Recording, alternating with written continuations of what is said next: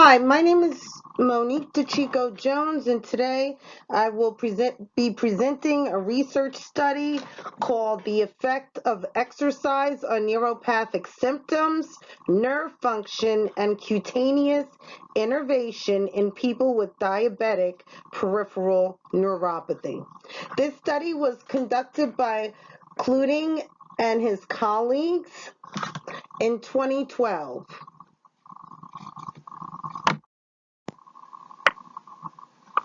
It is believed that exercise can reduce the severity of diabetic complications. Prior to this study, the authors suggested that no studies have evaluated the impact of exercise on nerve function in people with diabetic peripheral neuropathy.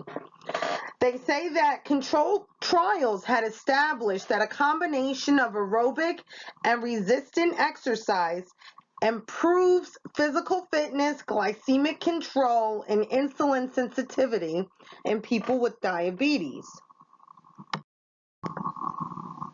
The researchers' main question was, can exercise intervention improve neuropathic symptoms, nerve function, and cutaneous innervation?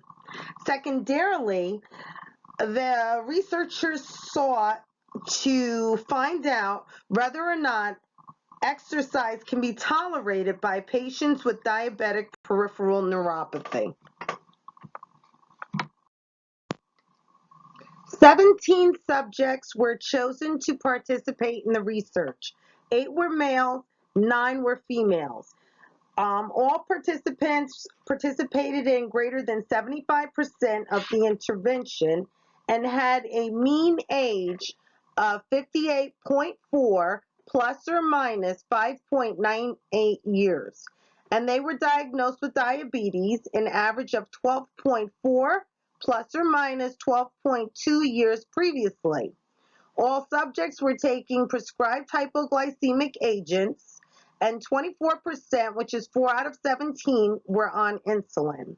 The race of these subjects was primarily white, which is 15 out of 17, or 88%, with one African American, which counted as 6%, one person who did not indicate what their race was, that's 6%. Hispanic ethnicity was reported in 3 subjects, which is 17%.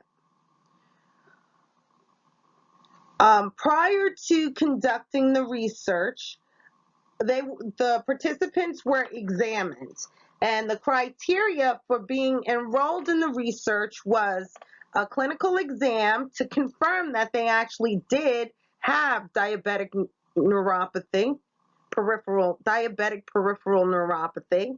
They also had to not have cardiac or musculoskeletal issues, no open wounds. They had to be able to ambulate independently. They couldn't have had a stroke or any kind of central nervous system pathology. They couldn't have hypertension, and they had to not have any allergies to lidocaine. The study was created, the design was created the research was conducted over a 10-week period of time in which aerobic and strengthening exercises occurred. They were given a pre-test and post-test to assess the outcome measures in the beginning, prior to, and following the study. All 17 subjects were diagnosed with diabetic peripheral neuropathy. Their BMI was assessed before and after intervention. Their hemoglobin A1C was obtained before and after intervention, and their peripheral nerve function, neuropathic symptoms, cutaneous innervation was assessed before and after intervention.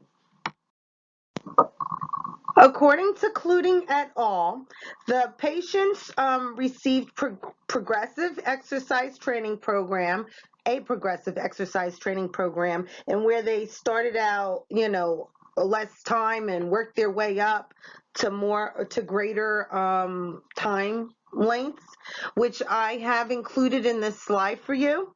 The sessions included light stretching, followed by aerobic or strengthening exercises, and the equipment they used involved recumbent steppers, upright cycle, recumbent cycle, elliptical trainer, and treadmill.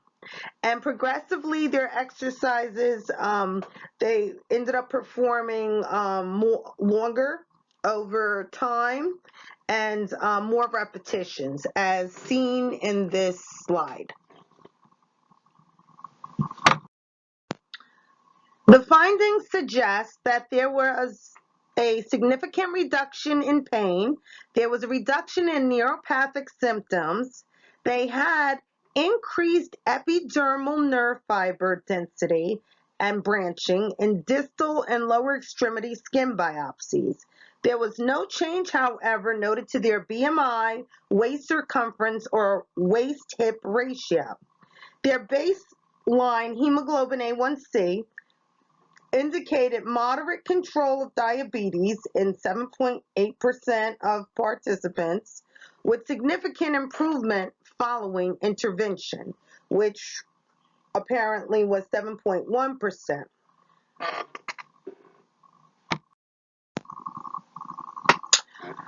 The findings revealed that the researchers measured the patient's symptoms, nerve conduction, QST, which is quantitative sensory testing, and cutaneous, which is the intraepidermal nerve fiber branching and density. So they measured the patient's body mass index, waist circumference, their waist-hip ratio, hemoglobin A1C, their resting heart rate. For their symptoms, they evaluated their pain. Pain symptoms currently, usually worst, and they provided them with a symptom score and a physical exam score. As far as nerve conduction goes, they measured the amplitude, latency, and of the peroneal and tibial nerves, and they measured the conduction of the tibial nerve and peroneal nerve, as well as they measured heat pain thresholds, cooling detection thresholds, and for cutaneous, they actually evaluated the intraepidural nerve fiber density and epidermal axon branching from skin biopsies by taking a 3 millimeter punch skin biopsy, where they obtained from the right leg proximal to the lateral thigh and from the distal part of the lateral ankle, above about 10 centimeters above the lateral malleolus. The tissue was placed in freshly prepared Zambonian fixture, and the epidermal fibers were recorded only if they were viewed to cross or originate at the dermal-epidermal junction. Axonal branching was reported as the number of branch nodes per axonal fiber. And all intraepidermal nerve fibers were processed and counted and performed by an experienced technician that was blinded to timing of tissue collection at pre and post test. So they collected the tissues before and after, so they were not processed at the same time, before they began the exercise intervention, and after the exercise intervention they collected new specimens. In conclusion, it was found this was the first study to describe improvements in neuropathic and cutaneous nerve fiber branching following supervised exercise in people with diabetic neuropathy. It was found that they significantly improved their peripheral nerve function, glycemic control, and resting heart rate. Lack of a control group was seen as a limitation to the interpretation of the improvement in symptoms. They had no one to compare it to. Improvements in the number of branches per fiber in the proximal biopsy site was noted. However, there was no significant improvements in the distal epidermal nerve fibers branching or the proximal density of nerve fibers. The implications of this research are that a non-exercise control group should be included in future studies for a comparison. The reduction in pain in neuropathic symptoms support the feasibility of an exercise program for diabetic peripheral neuropathy patients, as it was previously unknown if exercise would increase pain or neuropathic symptoms. Although the intraepidural nerve fiber density was not significant, the observed increase is consistent with a 30% increase in IENF density following 1 year of lifestyle intervention. So perhaps had they have had a longer duration, more than 10 weeks, they might have experienced far significant improvement, which is also an implication, a longer study. And it was found that, moderately intense levels of aerobic and resistant trainings have been found to be effective at improving glycemic control in diabetes. So it is implicated that diabetics should perform aerobic and resistant training exercises if they want decreased neuropathic pain. The references that were used in this study was an instrument developed by Feldman et al.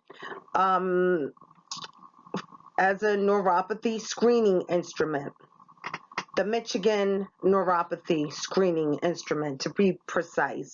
And the reference is the actual researchers who conducted this study, which is Cluding and Pasnor and Singh and Jernigan and Farmer, Rucker, Sharma, and Wright.